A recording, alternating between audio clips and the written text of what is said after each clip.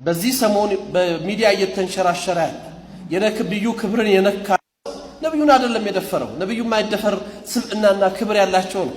አላህ ከፍ ያደረጋቸው ነብይ ናቸው ሰለላሁ ዐለይሂ ወሰለም። ምንም የሚሹ ሰው አይደሉም። ግን ድፍረቱኛ የግለሰብ ፈጽሞ ማምለጥ የለበትም። ከአዳማ ወደ አዲስ አበባ ገብቷል። እውነት መሸማቀቅ ካለብንም የምንሸማቀቀው ይህ ግለሰብ ነብዩ ሰለላሁ ዐለይሂ ወሰለም መዝለፍ ምን አመጣው?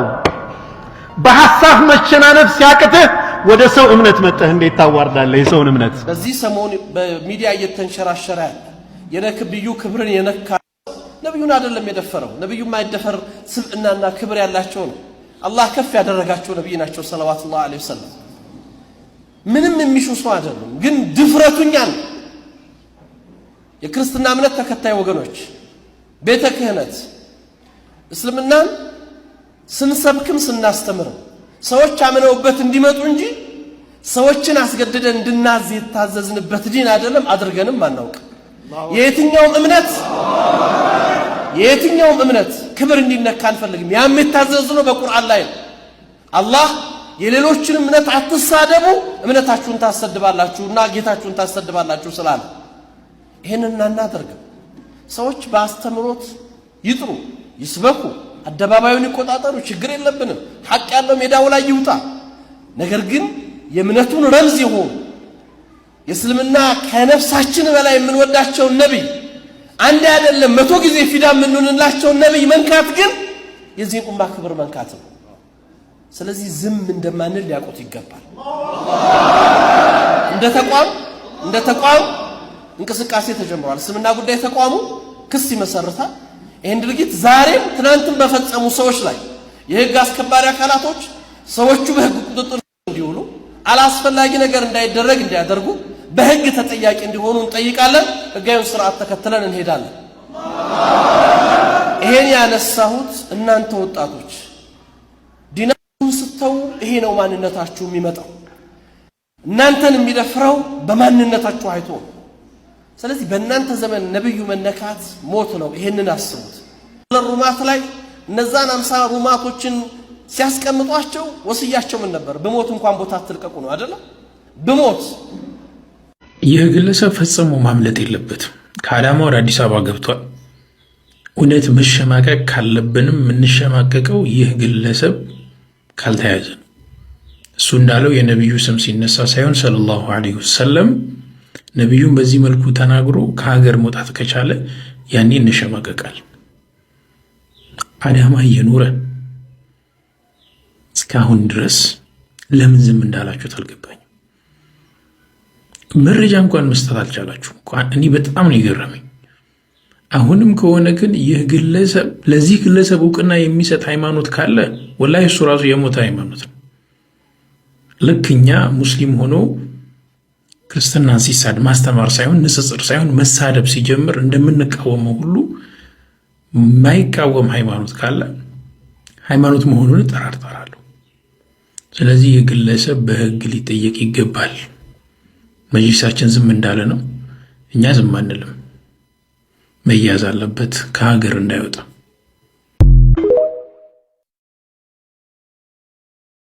አንድ ነጥብ የተከታተላችሁ ወንድሞች እህቶች፣ ለዚህ ሰው ስሙን ልጠቅሰው ለማልፈልገው ሰው አድርሱለት። አላህ ሰበበል ሂዳያ ቢያደርገው። በጣም ብዙ የጠሏቸው ሰዎች ነበሩ ነብዩን ሰለላሁ ዐለይሂ ወሰለም። ምንድነው ያላቸው ሰሐቢዩ እስልምናን ከተቀበለ በኋላ? ያ ረሱላህ ሰለላሁ ዐለይሂ ወሰለም በዚች ምድር ላይ ካንተ የበለጠ የምጠላው ሰው አልነበረም፣ ወላሂ አሁን ደግሞ ካንተ የበለጠ የምወደው ሰው የለም ነው ያላቸው። በረሱል አለይሂ ሰላቱ ሰላም የሚያላግጡ በአላህ የሚያላግጡ ሰዎችን አላህ ዛሊሚን ያላቸው በዳዮች። ማንን ነው የበደሉት? ዛሊሚን አንፉሰሁም፣ ማንንም አይደለም ራሳቸውን የበደሉ ናቸው። ሁንም አደራ የምለው እንደ አገርን እንደ ማህበረሰብ እኛ እቻ ሀገር ላይ ስንኖር ሁሉም ቅድም ሲገለጽ እንደነበረው መነሻችን ይታወቃል። ሁላችንም ካፈር ነን። መቼም እኔ ከወርቅ ነኝ የሚል የለም። ሁሉም ካፈር ነው። መሰረታችን ይታወቃልና ቢያንስ ሁላችንም ካፈር ነኝ። ከዛም አልፈን ደግሞ እቻ ሀገር ሰብስባናለች። ባለን የተለያየ አስተሳሰብ፣ አመለካከት፣ የእምነት ልዩነቶቻችን አንዱ ለአንዱ ዕውቅና ሰጥቶ ወይም አንዱ አንዱን ተቀብሎ መኖር ካልቻለ እቺ ሀገር እንደ ሀገር ልታኖረን የምንችለው በዚህ ስሜት ብቻ መሆኑን ካልተረዳንና ካልተገነዘብን አገራችን አይደለም መኖሪያችን መቀበሪያችን አትሆንም ብዬ ሰጋለሁ። ዛሬ ያየን ያለነው ይሄ ተጨባጭ ስለሆነ ለዚህ ደግሞ ይሄን ለመለወጥ ሁላችንም ጉዳዩን ከኛ እንጀምረው፣ እኛ እንለውጥ፣ እኛ እንቀይር፣ ያንን ለማስተካከል እንሂድ። ዛሬ የተስተዋሉ ያሉት ነገሮች አንድ ንጉስ ኢራቅ ላይ የሚመራ ሃሩን አልረሺድ የሚባል ንጉስ ነበር። ይሄ ንጉስ እሱ እንግዶች ጋብዞ ራት በሚያበላበት ጊዜ ሰዎችን ያስተናገደ በመሃል ተነስቶ ሰዎች ጋር ሲነጋገር አንድ ባህሉል የሚባል ሰው ነበርና ሰዎች እብድ ነው ይሉታል። ዘሎ ሂዶ ዙፋኑ ላይ ተቀመጠ። ይሄ ያው ግልበጣ ማለት ነው። ዙፋን ላይ መገመጥ እንቅላብ ናኢም ይሉታል አረበኞች፣ ማለት የተኛ ግልበጣ እንደማለት ነው። በጣም አጃቢዎቹ በድንገት በጣም ደንግጠው ሂደው ከተቀመጠበት ዙፋን ላይ አፈፍ አድርገው አንስተው ይቀጠቅጡት ጀመር። ንጉሱ ሰዎቹን ሸኝቶ ሲመለስ ባህሉል ይደበደባል። ባህሉል የሚያውቀው እሱ ምስኪን እብድ ነገር ነውና ያለቅሳል። ተውት፣ ይሄ እኮ እብድ ነው፣ ለምን ትመቱታላችሁ አለው። አይ ዙፋን ላይ ተቀምጦ ነው፣ ዙፋን ቢቀመጥ እሱ እብድ ነው የሚቆጠርበት አይደለም፣ ተውት አለውና አስለቀቀው። ከዛ ባህሉልን ጠየቀው። ሲያለቅስ በጣም ጎዱህ በትሩ አሳም ሆኖ የምታለቅሰው ሲለው አይደለም አለው። እኔ ለአንድ ደቂቃ ለማትሞላ እዚህ ተቀምጬ ይሄን ያህል የተቀጣው አንተ ፈጣሪ ዘንድ የሚጠብቅህን ሳቀው ለአንተ ነው ያለቀስኩት አለው፣ ለኔ አይደለም የማለቅስ። የምንሰራቸው ነገሮች የምናይበት እይታ የመጨረሻ ንግግር የማደርገው አሁንም አንድ በመካከለኛው ዘመን አረቡ ዓለም ውስጥ አዋቂ ብዶች የሚባሉ ነበሩ። ንግግሮቻቸው በጣም ከባድ ናቸው። መልእክቶቻቸው ማህበረሰቡን ተነጥለው ስለሚኖሩ እንደ ብድ ይቆጠራሉ። አንድ ጊዜ በዕለተ ዓርብ እንግዲህ ዓርብ የሳምንቱ ኩጥባ የሚባለው ዲስኩር ይደረጋል መስጂድ ላይ። በአጋጣሚ አሰጋጁ ኩጥባውን የሚያደርጉት ኢማም ጠፉና አንድ ብድ የአካባቢው ሰው ብድ የሚሉት ሰው እኔ ተነስቼ ዲስኩር ካላረኩ አለ ሲል ለራይ ሰውዬ ደግሞ እዚህ ላይ ወጥቶ ነገር ሊያመጣ ነው እያሉ ሰው ሲቆጡ መስጊዱን ከሚያስተዳድሩት አስተዳዳሪዎች አንዱ እስቲ ይናገር፣ ምን እናቃለን፣ የሚናገረው መልካም ነገር ይኖራል አሉ። መድረክ ላይ ወጥቶ ተናገረ። እናንተ ሰዎች አለ፣ ሙሉ የአረበኛውን ትርጉም ነው የማቀርብላችሁ። ፈጣሪ ከሁለት ከእናትና አባት ከአደምና ሔዋን ፈጠራችሁ፣ ለሁለትም ከፈላችሁ። ግማሾቻችሁን ሀብታም አደረገ፣ ግማሾቻችሁን ድሃ አደረገ። ሀብታም ሲያደርጋችሁ ልታመሰግኑ፣ ድሃ ሲያደርጋችሁ ልትታገሱ ነበር። ሀብታም ሆኖ የሚያመሰግን የለም፣ ድሃም ሆኖ የታገሰ የለም። አላህ ያጥፋችሁ ብሎ ወረደ። ያሉብንን ነገሮችና የተሰጠናቸውን ነገሮች አውቀን እነዛን ጠብቀን ተሳስበን ተከባብረን መሄድ ካልቻልን መሻገር አንችልም ነው የምለው። አመሰግናለሁ። ነብዩ ሰለላሁ ዐለይሂ ወሰለም መዝለፍ ምን አመጣው? በሐሳብ መሸናነፍ ሲያቅትህ ወደ ሰው እምነት መጥተህ እንዴት ታዋርዳለህ የሰውን እምነት? የዚህ ፕሮግራም መነሻ ይሄ። በመሐይም ግን ምን ይፈረዳል? በአላዋቂ ምን ይፈረዳል? ቢያንስ ያንድን ሰው አባት እንኳን መስደብ እንደማይቻል ያውቃል ይህ ሰው። ለምን ግን ናቀን? እንዲህ 1.5 ቢሊዮን ሙስሊሞች ህይወታቸው ሊሰውላቸው ቅንጣት ወደ ኋላ የማይሉላቸው ነብይ አለይሂ ሰላቱ ወሰለም ይህ ተራ ሰው በክፉ አነሳቸው፣ በአደባባይ ሚዲያ ላይ ዘለፋቸው።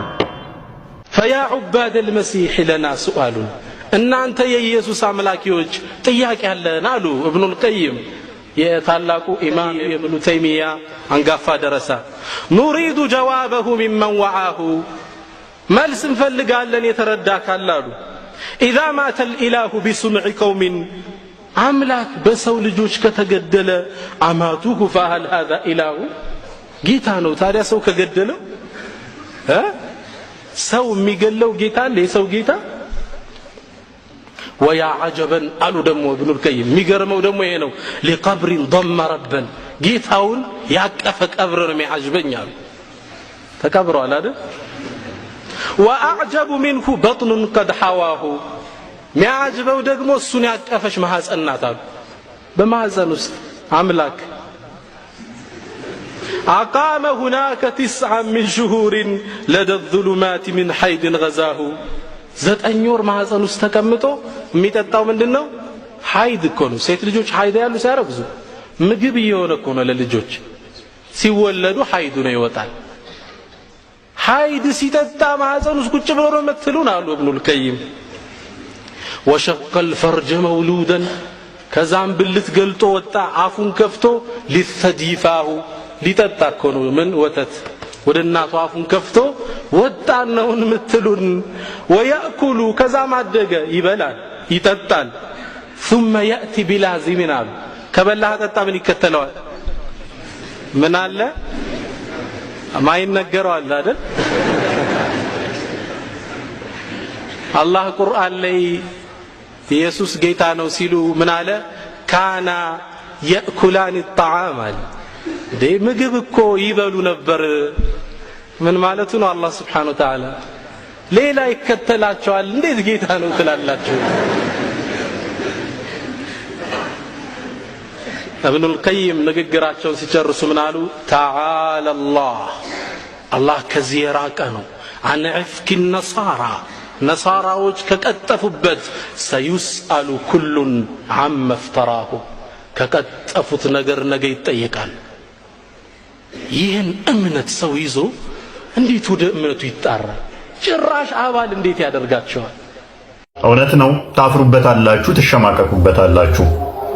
ለእንደነዚህ አይነት ባለጌና ጋጠወጥ ለሆኑ ሰዎች ቫልዩም ሰጥቼ ሪፕሌ ማድረግ አልወድም። ነገር ግን ክርስቲያኖች ብሎም ደግሞ ሙስሊሞች አንድን ነገር ማወቅ አለባችሁ። እነዚህ ግለሰቦች ለምንድን ነው ነብዩ መሐመድ አለይሂ ሰላቱ ወሰላም እንዲህ የሚጠሏቸው ብሎም ደግሞ የሚሳደቡ ስንል በቤተክርስቲያን ደረጃ ታተመው ለምእመናኖች የህይወት መመሪያ ይሆን ዘንድ በተለያዩ የቤተክርስቲያን የመጽሐፍ መደብሮች ላይ የሚሸጡ መጽሐፎች ላይ መልእክተኛው አለይሂ ሰላቱ ወሰላም ስለሚሳደቡ ጭምር ነው። ለምሳሌ እንግዲህ እንደምትመለከቱት ታምረ ማርያም ላይ ግመል የመሐመድ ሚስት እንደነበረች ብሎም ደግሞ ዳቢሎስ በዝንጀሮ መጥቶ በመሐመድ አናት ላይ ይጨፍር ነበር ይላል ታምረ ማርያም ላይ። በተጨማሪ ድርሳነ ጽዮን በተሰኘው መጽሐፍ ላይ እንደምትመለከቱት መሐመድ ጫት፣ ትንባሆ፣ ቡና እየቃመ ይላል ዳቢሎስ መጥቶ እንዲህ ምዕራፍ ላይ እንዲህ ይላቸው ነበር ይላል። እንግዲህ አቆማችሁ ማንበብ ትችላላችሁ። በጣም የሚያስጠላ ስድብ ስለሆነ ነው ማላነበው። በጣም የሚገርማችሁ ደግሞ መጽሐፍ አክሲማሮስ በተሰኘው መጽሐፍ ላይ ይህን መጽሐፍ የአበዎች መጽሐፍ በመባል ይታወቃል። ማለትም የአባቶች መጽሐፍ ይባላል። ቤተክርስቲያኒቱ የሃይማኖት መከራከያ መጽሐፍ ነው ትለዋለች። በዚህ መጽሐፍ ላይ በጣም በሚያሳዝን ሁኔታ እንደምትመለከቱት ሰይጣን ከእግዚአብሔር ጋር ተጣልቶ ምድር ላይ ሲወርድ እየተንከባለለ መካ ወደሚሉት ቦታ ወደቀ ይላል። እዛ ምድር ላይ ደግሞ መሐመድ ተነሳ። ስለዚህ መሐመድ ሰይጣን ነው ብለው መልእክተኛው አለይሂ ሰላቱ ወሰላም በዚህ ደረጃ በሃይማኖት ተቋም ዘንድ እውቅና ባላቸው መጽሐፎች ደረጃ እንዲሰደባሉ ማለት ነው። እንግዲህ እነዚህ ወጣት የሆኑ ግለሰቦች እንዲህ ሲሳደቡ ከየት ነው ያገኙት መሐመድ ስንል ከመጽሐፎቻቸው ያገኙት እንጂ ከኛ መጽሐፍ ያገኙት አይደለም። ከኛ መጽሐፍ ያገኙት መልእክተኛው አለይሂ ሰላቱ ወሰላም ለራሳቸው ሳይኖሩ ለኛ የኖሩ ገና ሳያዩን ስለኛ ሳያውቁ ያነቡ ያለቀሱ ለኛ ብለው ደማቸውን የፈሰሰ ለኛ ሲሉ ጥርሳቸውን የተሰበረ ለኛ ሲሉ ከሚወዱት መካ የተባረሩ ለኛ ሲሉ የሚወዷቸውን ሴት ልጆቻቸውን ትዳራቸውን እንዲፈርስ የተደረጉ ለኛ ብለው ነበር። ከጨለማ ወደ ብርሃን ለመብራት ማለት ነው ለኛ ሲሉ።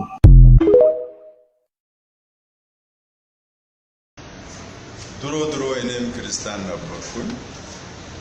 ወደ እስልምና ገብቼ ያዩኝ የሰፈራችን ፓስተሮች ያዙኝና አንድ ቀን ምን ነው አንተ መጽሐፍ ቅዱስን አንብቤ ነው ሳታነብ ነው ለቀ የወጣው ብሎ ሲጠይቁኝ እኔ ከላይ ወደ ታች አንብቤ ከታችም ወደ ላይ አንብቤ ለቅቄ ወጣው አልኳቸው። እስቲ ምን አገኘህበት? እውነቱን ተናገርና ምን አገኘህበት አለ።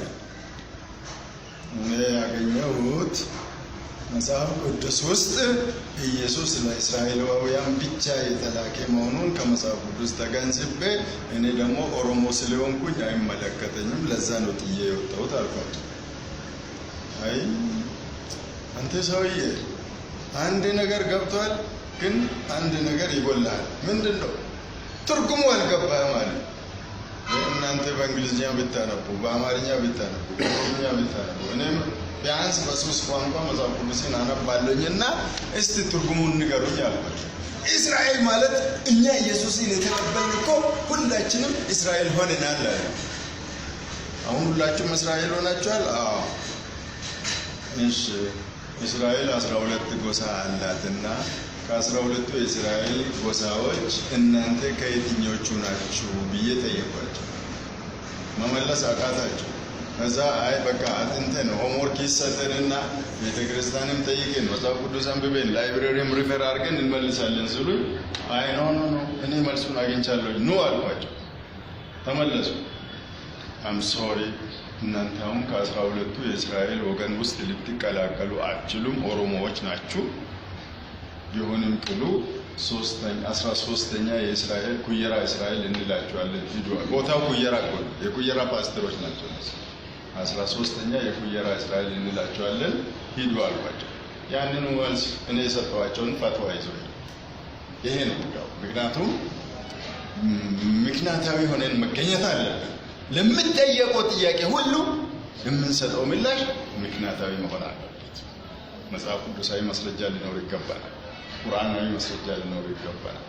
ምናልባት አንዳንድ ሰዎች እሺ ኢየሱስ ለእስራኤል ከተላከ ለዓለም ማን ነው የተላከ ብለው የሚጠይቁ ከሆነ ነብዩ መሐመድ አለይሂ ሰላቱ ወሰላም ቁል ያ አዩሃ ናስ ኢኒ ረሱሉላሂ ኢለይኩም ጀሚዓን የሚለው የቁርአን አንቀጽ ወስደን በላያቸው ለሰው ዘሮች በሙሉ ነብዩ አለይሂ ሰላቱ ወሰላም አላህ ምን አለ? በላያቸው ለሰው ዘሮች በሙሉ እኔ የአላህ መልእክተኛ ሆኜ በእናንተ ሁሉም ላይ ጀሚዓን ማለት all mankind I am the messenger of Allah unto you all የሚለው ያንን ጥያቄ ይመልሳል። ነብዩ ኢሳ ወይንም ደግሞ ኢየሱስ ክርስቶስ ለእስራኤላውያን ብቻ ስለመላካቸው ቁርአንም መጽሐፍ ቅዱስም ያረጋግጣል። በቁርአን ውስጥ ሱረቱ ሰፍ 61ኛው ቻፕተር ቁጥር